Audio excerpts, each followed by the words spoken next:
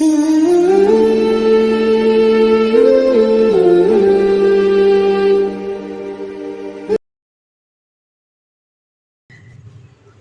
و نصلی علی رسولہ الکریم، اما بعد فاعوذ باللہ من الشیطان الرجیم، بسم اللہ الرحمن الرحیم۔ آج ہم انشاءاللہ تعالی اینڈ الحمدللہ سورہ بقرہ آیت نمبر 186 سے سٹارٹ کر رہے ہیں اپنا لیسن۔ بسم اللہ الرحمن الرحیم۔ وَإِذَا سَأَلَكَ عِبَادِي عَنِّي فَإِنِّي قَرِيبٌ اجیب دعوت الداعی اذا دعانی فلیستجیبوا لی ولیؤمنوا بی لعلکم یرشدون۔ اس کی ورڈ ٹو ورڈ ٹرانسلیشن ہے، وا اور اذا جب سألک آپ سے پوچھیں عبادی میرے بندے انی میرے متعلق، فپس انی تو میں قریب قریب اجیب میں قبول کرتا ہوں دعوت دعا داعی پکارنے والا اذا جب دعانی مجھ سے مانگے، فپس فل یستجیبوا پس چاہیے حکم مانے لی میرا، ول یؤمنوا اور ایمان لائیں بی مجھ پر، لعلکم تاکہ وہ یرشدون وہ ہدایت پائیں، وہ سب ہدایت پائیں۔ اس کی ٹرانسلیشن ہے، جب میرے بندے میرے بارے میں تم سے پوچھے تو انہیں بتا دیں کہ میں بہت ہی قریب ہوں، ہر پکارنے والے کی پکار کو جب بھی مجھے پکارے قبول کرتا ہوں، اس لیے لوگوں کو بھی چاہیے کہ میرا حکم مانے اور مجھ پر ایمان لائیں تاکہ وہ ہدایت پائیں۔ اب یہ جو ٹاپک ہمارا چل رہا ہے اس سے اس کا کنیکشن چیک کیجئے گا ذرا، کہ ماہ رمضان کی راتوں اور روزوں کی حالت میں دعا جلد قبول اور اللہ تعالیٰ کی قربت نصیب ہوتی ہے، اس لیے دعا سے متعلق سوال کا جواب دینا یہاں مناسب سمجھا گیا ہے تاکہ مومن دل کھول کر اپنے رب سے مانگے۔ دعا کا معنی اور مفہوم کیا ہے؟ دعا عبادات کا خلاصہ ہے، انسانی حاجات اور جذبات کا مرقع، یعنی کہ انسانی حاجات اور جذبات کا مجموعہ مرقع، بندے اور اس کے رب کے درمیان لطیف مگر مضبوط واسطہ، یعنی کہ بڑا خوبصورت بڑا پیارا سا مگر خوبصورت واسطہ ہے، اللہ تعالیٰ کے مزید انعامات کا حصول اور نقصانات سے بچنے کا ذریعہ ہے، اس سے ضمیر کا بوجھ ہلکا اور پریشانیوں سے چھٹکارا حاصل ہوتا ہے، اس لیے دعا مکمل یکسوئی، خلوص نیت اور انتہائی توجہ، اصرار اور تکرار کے ساتھ کرنی چاہیے، یعنی کہ یہ ساری چیزیں دیکھیے یکسوئی کے ساتھ، یکسو ہو کر، یعنی کہ پوری توجہ کے ساتھ، پوری ایک جگہ پر اللہ تعالیٰ کو دماغ میں رکھتے ہوئے کہ ہم اللہ سے مانگ رہے ہیں، خلوص نیت صاف نیت کے ساتھ، انتہائی توجہ، یعنی کہ جسے کہتے ہیں نہیں مرکز میں لے کے آنا، مائنڈ میں ایک چیز رکھ دینی کہ میں دعا مانگ رہا ہوں اور اپنے رب سے مانگ رہا ہوں، اصرار اللہ سے، یعنی کہ بار بار ایک نا جیسے ماں سے بچہ بار بار اصرار کرتا ہے، ماما یہ کام کرنا ہے، میں نے یہ چیز لینی ہے، مجھے پیسے دیں، یعنی کہ کسی بھی بات پہ اصرار کرنا، بار بار اس کام کو کرنے کا اصرار، اور تکرار یعنی کہ ایک ہی دعا جو چیز بندے نے مانگنی وہ بار بار مانگے، اس کی تکرار، ٹھیک ہے، تو تکرار کے ساتھ کرنی چاہیے۔ ارض و سما کے مالک کی خوشی، یعنی کہ زمین و آسمان کے مالک کی خوشی، اور اس کا حکم ہے کہ اس سے براہ راست مانگا جائے، اس سے براہ راست مانگا جائے، ڈائریکٹ مانگا جائے رب سے۔ اللہ تعالیٰ سے نہ مانگنا تکبر ہے، غرور ہے، گھمنڈ ہے، فوت شدگان جو ہیں ان کے واسطے حرمت طفیل اور وسیلے سے دعا کرنا شرک ہے، اور اللہ تعالیٰ نے شرک جو ہے وہ معاف نہیں کرنا، یاد رکھیے گا۔ نبی کریم صلی اللہ علیہ وآلہ وسلم نے دعا کے مقصد و مفہوم کو نہایت ہی مختصر مگر جامع کلمات میں بیان فرما دیا ہے۔ روایت ہے یہ ابو داؤد کی کہ الدعاء هو العبادہ، دعا عبادت ہے، اور یہ کتاب الصلاۃ باب الدعاء میں یہ حدیث ہے، ابو داؤد میں۔ دعا بمعنی عبادت، یعنی کہ دعا کے معنی عبادت کے ہیں، دعا بمعنی عبادت۔ سورہ مومن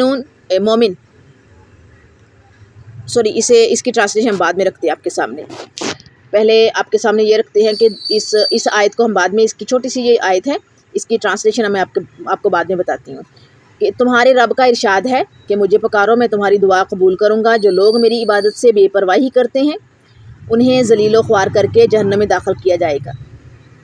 سورہ مومنون آیت نمبر 60، دعا بمانا مدد طلب کرنا. یہ جو میں نے ابھی آپ کے سامنے یہ رکھی نا آپ کے سامنے، میں نے اس کی ٹرانسلیشن رکھ دی ساری کی ساری. پہلے میں تھوڑی سی رکھنے لگی تھی سورہ مومن کی آیت نمبر 60 کی، اب میں نے پوری رکھ دی کہ تمہارے رب کا ارشاد ہے کہ مجھے پکارو میں تمہاری دعا قبول کروں گا. جو لوگ میری عبادت سے بے پرواہی کرتے ہیں انہیں ذلیل و خوار کر کے جہنم میں داخل کیا جائے گا. سورہ مومن آیت نمبر 60. اچھا جی، دعا جو ہے وہ بمانا مدد طلب کرنا. اللہ کے سوا اپنے مددگاروں سے مدد مانگو اگر تم اپنے دعوے میں سچے ہو. اگر تم اپنے دعوے میں سچے ہو نا، یہ کس سے کہا گیا ہے؟ جو اللہ کو چھوڑ کر دوسروں سے مدد مانگتے ہیں، یہ ان سے کہا گیا ہے. اور ڈائریکٹ قرآن میں کہا گیا، حدیث میں بھی نہیں کہا گیا. قرآن میں کہاں کہا گیا؟ سورہ بقرہ آیت نمبر 23. کیا کہا گیا؟ کہ اللہ کے سوا اپنے مددگاروں سے مدد مانگو اگر تم اپنے دعوے میں سچے ہو. اب اگلا جو ایک چیز میں آپ لوگوں کو رکھی، دعا بمانا پکار. اللہ کو چھوڑ کر کسی ایسی ہستی کو نہ پکارو جو تجھے نہ فائدہ پہنچا سکتی ہے نہ نقصان. اگر تو ایسا کرے گا تو ظالموں میں سے ہوگا. سورہ یونس آیت نمبر 106. یہ بھی آیت کی ٹرانسلیشن ہے. اب ہندو ہیں، وہ کیا کرتے ہیں؟ وہ مورتیوں کو، کوئی کالی ماتا تو کوئی چٹی ماتا، ان کو آوازیں دیتے بلاتے ہیں، ان کے سامنے ہاتھ باندھ کے بیٹھتے ہیں. ان کی جو درگا اور وہ جو کیا کہتے ہیں اس کو، وہ ایک منکی ٹائپ کا انہوں نے بنایا ہوا ایک درگا ماتا، اور ساتھ ایک وہ منکی نہیں بنا ہوتا، ابھی میرے ذہن میں اس کا نام نہیں آ رہا. نام بڑے مجھے میرے ذہن میں ان کے بتوں کے، لیکن ابھی نہیں. اس دن میں یہ بت ہی تھے، حبل، لات، منات، اصاف اور نائلہ. یہ سارے بت انہی کے تھے جو انہوں نے مختلف جگہوں پہ نصب کیے ہوئے تھے کفار کے. ابھی ہندوؤں نے بھی جو ہے وہ مختلف جو ہے وہ بت نکالے ہوئے ہیں. یہ جو صبح کا بت ہے، یہ شام کا بت ہے، یہ بارش کا بت ہے، مورتی ہے. اور یہ جو ہے بھگوان ہمارا جو ہے یہ دھوپ کا ہے، یہ جو ہے یہ پیسے لینے والا ہے، مورتی ہے. پتہ نہیں کون کون سے انہوں نے جو ہے وہ ایجاد کر کے تو اپنے الگ الگ رکھے ہوئے. تو یہ ان کے بارے میں بھی واضح طور پر جو ہے وہ کہا گیا ہے کہ اگر اللہ کو چھوڑ کر کسی ایسی ہستی کو نہ پکارو جو تمہیں فائدہ نہ پہنچا سکتی ہے اور نہ نقصان. اگر تو ایسا کرے گا تو ظالموں میں سے ہوگا. سورہ یونس آیت نمبر 106. اب دعا کی اہمیت کو ہم دیکھ لیتے ہیں حدیث سے. یہ میں نے قرآن سے آیتیں آپ کے سامنے رکھی، حدیث سے دیکھتے ہیں. مسند احمد کی حدیث ہے، کتاب مسند الانصار، باب حدیث معاذ بن جبل. یہ میں نے کتابوں اس میں احادیث کی جو صحیح بخاری کی بک ہے نا، اس میں چیپٹرز ہیں. کتاب الوحی، وضو کا یعنی کہ بیان، اور اس کا کیا کہتے ہیں اس کو، نماز کا بیان. یہ اس کے چیپٹرز ہیں بک کے. تو یہ بھی چیپٹرز کا نام ہے کتاب مسند الانصار اور باب حدیث معاذ بن جبل. حضرت معاذ بن جبل رضی اللہ عنہ نے جو احادیث روایت کی ہے نا، تو اس کا ایک الگ سے چیپٹر باندھا ہوا ہے. تو وہ کیا چیپٹر ہے؟ باب حدیث معاذ بن جبل. حضرت معاذ بن جبل رضی اللہ عنہ بیان کرتے ہیں حضرت صلی اللہ علیہ وآلہ وسلم سے کہ حضرت صلی اللہ علیہ وآلہ وسلم نے فرمایا، کوئی بھی احتیاط اور پرہیز تقدیر سے نہیں بچا سکتی، لیکن دعا نازل شدہ اور آئندہ نازل ہونے والے مصائب اور تکالیف سے فائدہ پہنچاتی ہے. پس اے بندگان خدا، دعا ضرور کیا کرو. دعا عبادت کا مغز ہے، ٹھیک ہے، آپ لوگوں کو پتہ ہے. دعا جو ہے بذات خود ایک عبادت ہے، عبادت کا مغز ہے اور بذات خود ایک عبادت ہے. یہ مت سمجھیے گا کہ ہم نے نماز پڑھی ہے تو ہم نے دعا مانگنی ہی مانگنی ہے. دعا کو نماز کا حصہ نہیں بنانا. نماز اگر آپ کے بعد دعا مانگیں گے نا، یہ سمجھ کر کہ یہ نماز کا حصہ ہے، اسے نماز سے جوڑا ہوا ہے، یہ ہرگز نہ کیجیے گا، یہ صحیح نہیں ہے. آپ کو اللہ تعالیٰ نے یہ عبادت ایسی دی ہے کہ آپ وضو کے ساتھ، بغیر وضو کے، کسی بھی حالت میں، کسی بھی وقت، کسی بھی جگہ پہ کر سکتے ہیں یہ عبادت.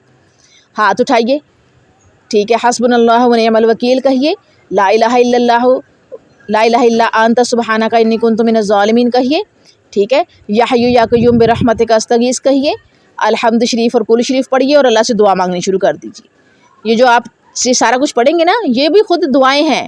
حسبنا اللہ و نعم الوکیل، اللہ کو آگے اقرار کرنا کہ اللہ تیرے سوا کوئی مدد کے لائق نہیں، مجھے تو کافی ہے.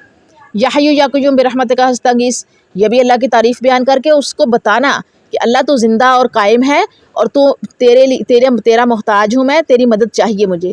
اور پھر یہ کہ لا الہ الا انت سبحانک انی کنت من الظالمین، کہ نہیں تیرے سوا کوئی معبود عبادت کے لائق، بے شک میں ظالموں میں سے ہوں، یعنی مدد مانگی گئی ہے، خود کو ظالم کہا گیا ہے. اور اس کے بعد جب سورۃ فاتحہ پڑھنی ہے اور کلی شریف پڑھنا ہے، سورۃ فاتحہ میں شروع میں تسبیحات ہیں، اللہ تعالیٰ کی ثنا بیان کرنا ہے، اللہ تعالیٰ کی تعریف بیان کرنا ہے، پھر اپنے منہ سے اقرار کرنا ہے کہ ہم تیری ہی مدد کرتے ہیں، تجھے ہی سے مدد مانگتے ہیں، اور اس کے بعد دعا کرنی ہے کہ اے اللہ تو مجھے ظالموں میں سے، گمراہوں میں سے یا مغضوبوں میں سے نہ کرنا، تو مجھے انعام یافتہ لوگوں میں کرنا۔ اور اس کے بعد اپنی دعا جو آپ کو اپنی زبان میں مانگ سکتے ہیں، ڈھیروں ڈھیر مانگیے، جتنی مرضی مانگیے۔ یہ آپ کا وہ عبادت ہے، آپ کو ملی ہوئی وہ نعمت ہے کہ جو آپ کسی بھی وقت کسی بھی حالت میں بغیر وضو کے ساتھ کسی بھی کنڈیشن میں، پڑھنا ہو نہیں، ہر کنڈیشن میں آپ کر سکتے ہیں۔ آگے دعا کے جو ہے وہ ہم دیکھ لیتے ہیں آداب، درود، توبہ اور استغفار۔ دعا کے آداب میں کیا ہے؟ درود، توبہ، استغفار۔ اخلاقیات کے حوالے سے اس بات کو کبھی بھی پسندیدہ قرار نہیں دیا گیا کہ کمزور آدمی اور حاجت مند کسی بڑے سے سوال کرے تو وہ آداب و اکرام کو سائیڈ پہ رکھ کر سوال پر سوال ڈالتا چلا جائے۔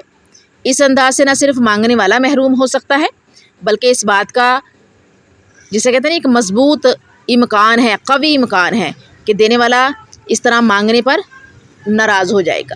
لہٰذا جب رب کی بارگاہ میں اپنا ہاتھ اٹھائیں، اپنی جولی پھیلائیں، دستے سوال دراز کریں تو پہلے حمد و ثنا بیان کریں، اس کی تعریف و ستائش کریں، اس کی عنایات کا اعتراف اور اقرار کیا جائے کہ اے اللہ تو رحمان اور رحیم ہے، ساری کی ساری نعمتیں تیری ہیں، ہم تجھ ہی سے مدد مانگتے ہیں، تو ہمارا مدد کرنے والا ہے، ٹھیک ہے، دینے والی ذات تو ہے، تو خالق ہے، تو مالک ہے، تو رازق ہے۔ اللہ کے صفاتی نام پڑھیے اور اللہ کی تعریف بیان کیجیے جتنی ہو سکتی ہے، جتنے خوبصورت انداز میں ہو سکتی ہے، یعنی اس کی عنایات کا اعتراف و اقرار کرنا۔ اس کے بعد نبی صلی اللہ علیہ وآلہ وسلم کی ذات مبارکہ پر درود پڑھیں، اللہ کی تعریف بیان کریں، اور اس کے بعد نبی صلی اللہ علیہ وآلہ وسلم پر درود بھیجیں، درود پڑھیں، نبی پر، نبی کی آل پر۔ کیا ہوگا؟ اللہ راضی ہوگا کہ ایک بندہ میرے سے دعا مانگنے لگا، اس نے پہلے میری تعریف بیان کی ہے، پھر میرے محبوب نبی پر اس نے درود بھیجا ہے، میرے محبوب نبی کی آل پر درود بھیجا ہے، ٹھیک ہے۔ تو نبی صلی اللہ علیہ وآلہ وسلم کی ذات اطہر پر درود پڑھا جائے، جو کہ بذات خود بہترین دعا ہے۔ کون سا؟ اللہم صلی علی محمد وعلی آل محمد کما صلیت علی ابراہیم وعلی آل ابراہیم انک حمید مجید، کہ ہم درود بھیجتے ہیں، ٹھیک ہے، تعریف بھی، یہ درود جو ہے درود بھیجتے ہیں نبی پر، نبی کی آل پر، ابراہیم پر۔ ابراہیم کون ہے؟ نبی صلی اللہ علیہ وسلم کے جد امجد، اور ابراہیم کی آل پر۔ یہ بذات خود ایک دعا ہے، آپ درود بھیج رہے ہیں، سلامتی بھیج رہے ہیں نبی پر اور نبی کی آل پر، ابراہیم پر، ابراہیم کی آل پر، یعنی کہ نبی صلی اللہ علیہ وسلم کے جو جد امجد ہیں ان پر بھی، ٹھیک ہے۔ اس کے بعد آگے چلتے ہیں، یہ دیکھتے ہیں آگے کیا ہے کہ